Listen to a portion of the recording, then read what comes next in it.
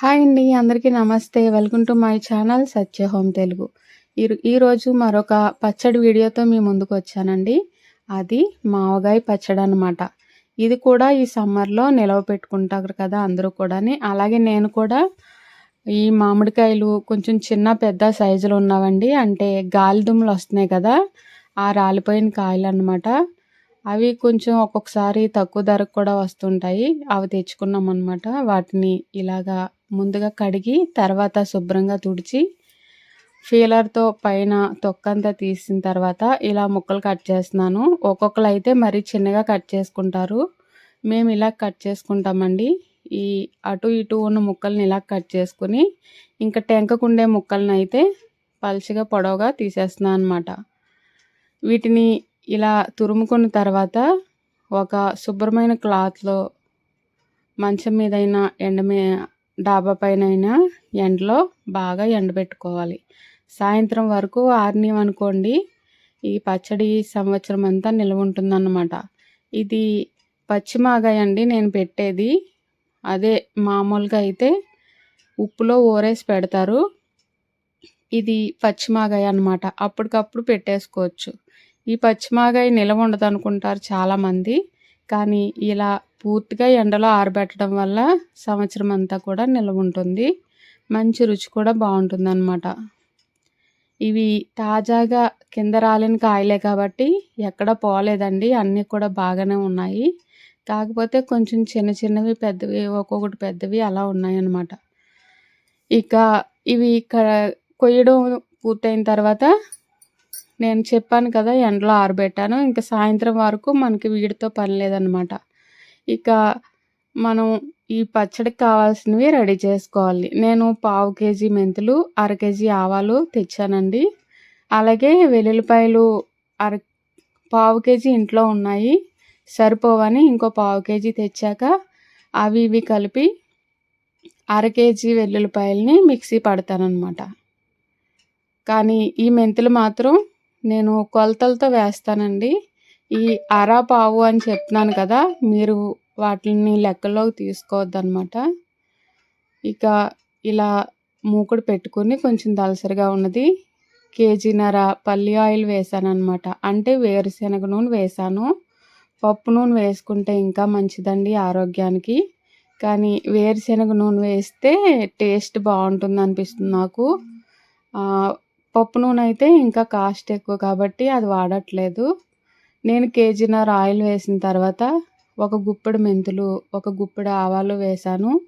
అవి కొంచెం ఇలా చిటపటలాడి వేగిన తర్వాత అర కేజీ వెల్లుల్లిపాయలని లైట్గా బరకగా మిక్సీ పట్టాను కదా!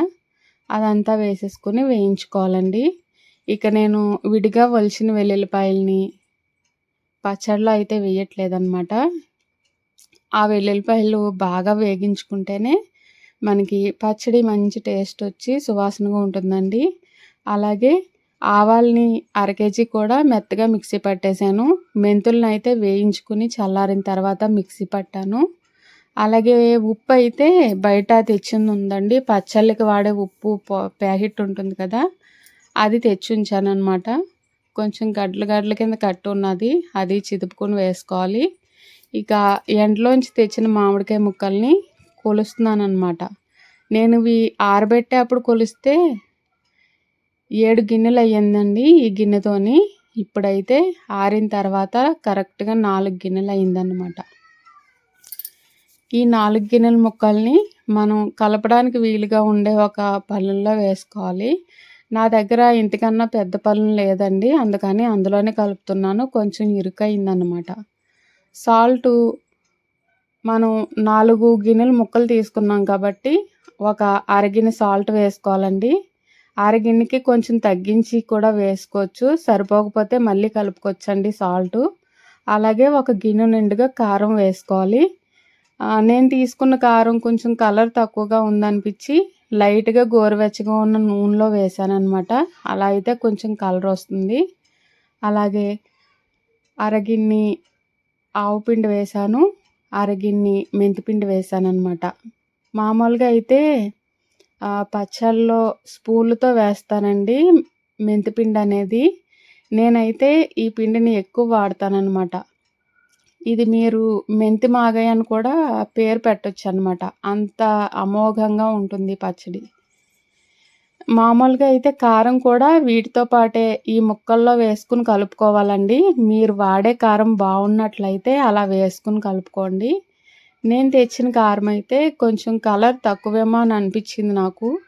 కలరు లైట్‌గా తగ్గిందని అనిపించినప్పుడు మనం గోరువెచ్చగా ఉన్న ఆయిల్‌లో వేసామంటే కొంచెం కలర్ వస్తుందనమాట. అందుకని అలా వేశాను. చూసారు కదా!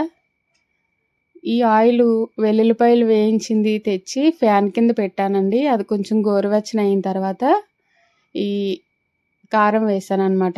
ఇప్పుడు అదంతా కలిపి మళ్ళీ మామిడికాయ ముక్కల్లో వేసుకొని ఇదంతా బాగా కలుపుకోవాలి.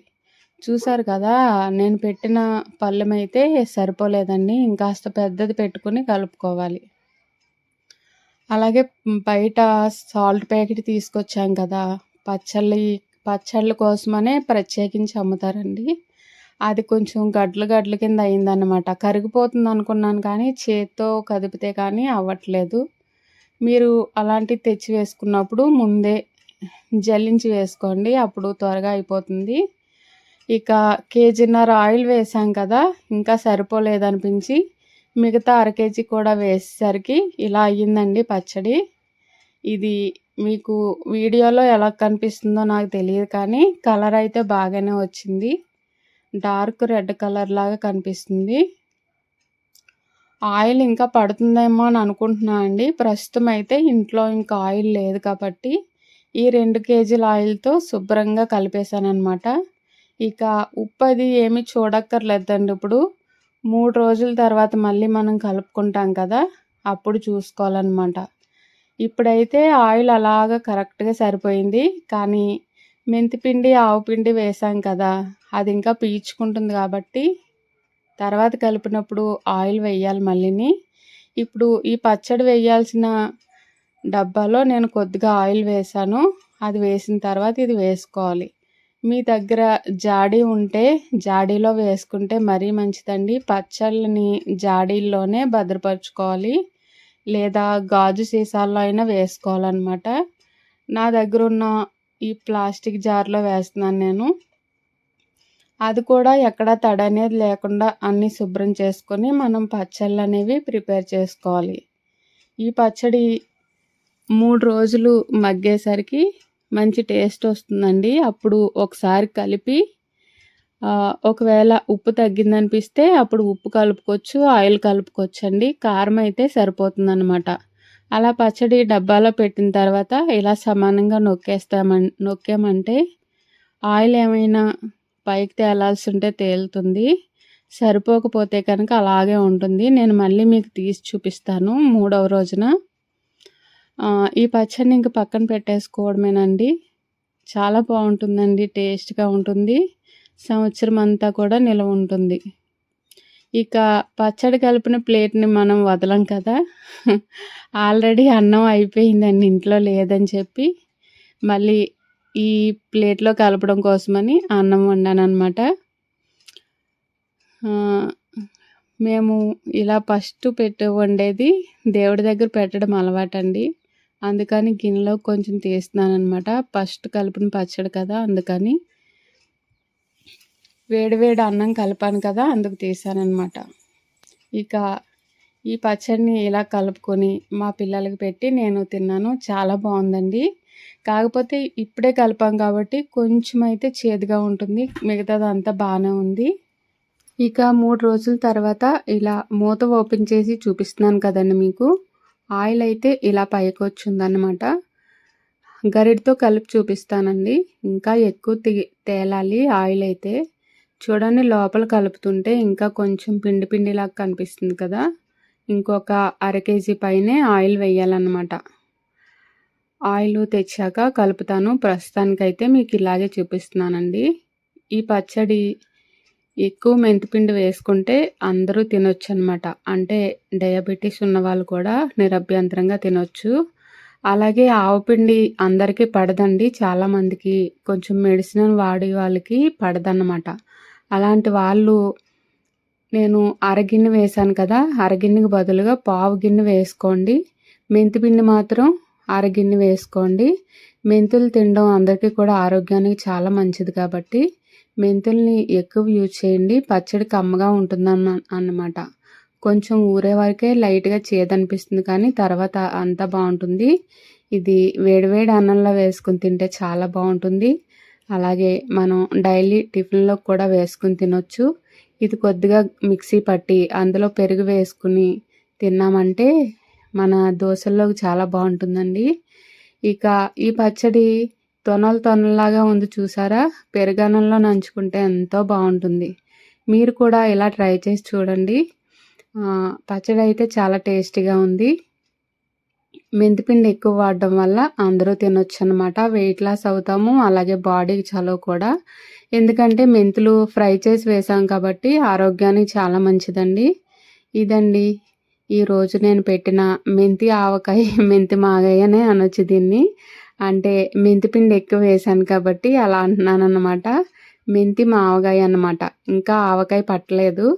అలాగే వెల్లుల్లిపాయ పచ్చడి ఎవరైనా చూడకపోతే ఒకసారి వెళ్ళి చూడండి. ఆ పచ్చడైతే నేను చింతపండుతో పట్టాను కదా! మరొక పచ్చడైతే నిమ్మరసం వేసి పట్టాననమాట. అది కూడా నెక్స్ట్ వస్తుంది చూడండి.